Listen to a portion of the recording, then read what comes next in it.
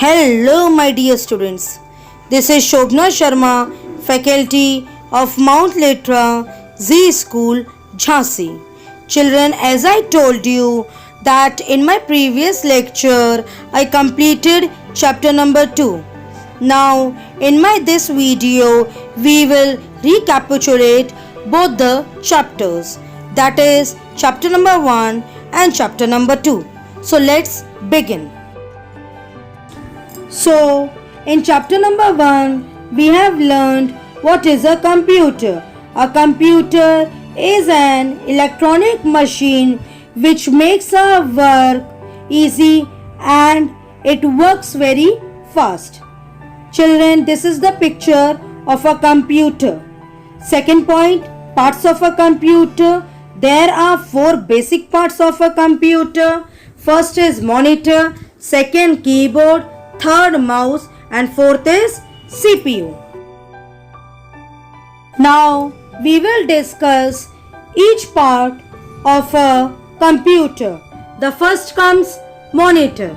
A monitor is used to watch videos, movies, etc. It looks like a television. Second point, keyboard. A keyboard is used to write or type on the computer. A keyboard consists of 104 keys. Third point, CPU. Full form of CPU is Central Processing Unit. It is called the brain of the computer. Fourth point, mouse. A mouse is used to select an item shown on the computer. It has 2 buttons. One small wheel in between 2 buttons. Next come up uses of computer. We can use computer in many ways such as drawing pictures, writing letters, playing games, adding numbers, watching movies and cartoons, and listening to music. Next is additional parts of a computer. There are 2 additional parts of a computer. First is printer. A printer helps us to print what we see on the computer. Second comes speakers. Sound produced by the computer, like if we play movies and videos, we can listen it through the speakers. Now comes some short definitions of the following things. First is icons. The small pictures that we see on the screen are called icons. Second is desktop. The screen where all the icons are arranged is called the desktop. Next is point number 3, that is wallpaper. The picture on the desktop is called the wallpaper. Fourth point, title bar. The top bar of a window is called the title bar. Fifth point, taskbar. The bar at the bottom of the desktop is called the task bar.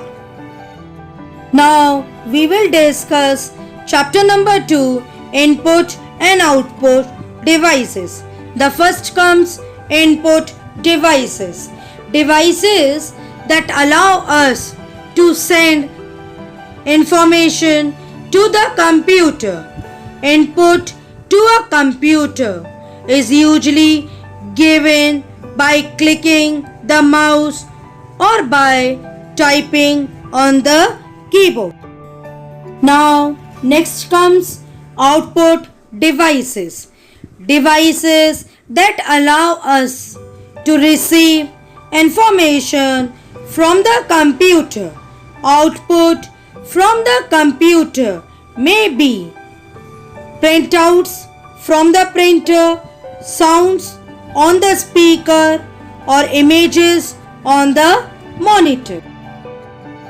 Now children, this is a very important point which you all have to remember. All the input and output devices has to be connected to the CPU in order to receive or send information. Some examples of input devices are, first comes the keyboard. We have already discussed children this keyboard in the first chapter. Next comes the mouse. We already know what is a mouse. The third point is the scanner. The scanner is used to take the soft copy whatever you see on the monitor screen. Next comes some examples of output devices. The first is monitor. We already know what is a monitor. Next is the printer. Whenever we want any hard copy, whatever you see on the monitor screen, at that time we use a printer. Now the third point comes the speakers. Whenever we want to listen any music that is coming from the computer, that time we use a speakers. Now comes what is a processing device. CPU, that is central processing unit, is neither an input nor an output device. It is called the processing device. It takes the information given by the input devices, does the work and send the result to the output devices. Thus, this is called the processed data in the form of output. That's why the name comes Central Processing Unit. It means children that CPU is doing whatever work we are doing on the computer. It processes the information and give the desired output in the form of a result. That's why its name is Central Processing Unit, and it is also known as the brain of the computer, because each and every calculations, each and every processed data is doing on the CPU. So that's why it is called the Central Processing Unit. Now the last point is, what is an IPO cycle? IPO stands for, I stands for input, P stands for processing, and O stands for output. It means that we will input data with the help of input devices, then process the data in processing device, and then get the desired result in the output devices. In short, we can say that input is taken with the help of input devices, and then processing is happening inside the CPU. Then we are getting the desired result with the help of output devices. Now it is the time for the homework.